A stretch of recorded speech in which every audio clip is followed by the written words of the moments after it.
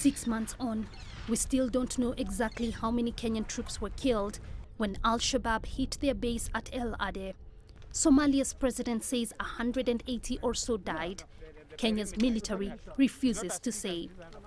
But we do know this attack was the single deadliest inflicted on AMISOM since its mission began in Somalia 9 years ago, the worst in a series of setbacks. And 6 months on, we do know the AU's mission in Somalia is in deep trouble. Uganda has threatened to pull its troops out, frustrated by the Somali military and Western partners. Kenya also has threatened to review its position unless there's more international support.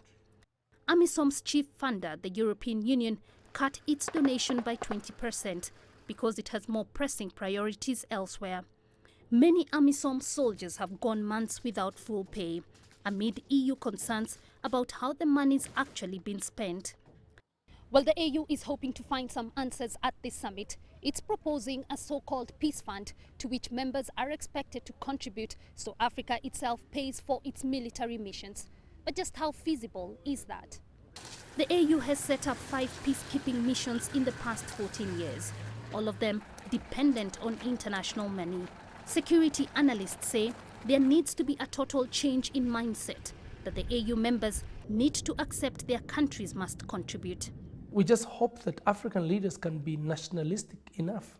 They can love this continent enough to put the resources of their nations into African mission and put their men there and put the equipment there. If we don't do this, Somalia will be an indictment on all of us. It will be a sore thing to the history of Africa, and it will have been recorded in history by future generations that indeed this generation of African leaders failed Africa by failing Somalia.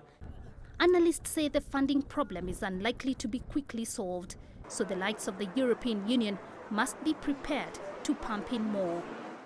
What EU and any other donor community need to know is that Somali problems will be our problems corporately around the world. In the past, we ignored regions like Syria, Libya, Iraq, and said those countries really don't touch us. The same countries now have exported terrorism to the heart of Europe, to Brussels, to Paris, previously to London, to the United States. So we cannot treat Somalia as a small non-entity. Alongside AMISOM, there are other peacekeeping projects that also need money, such as an African standby force, purportedly due to launch early next year.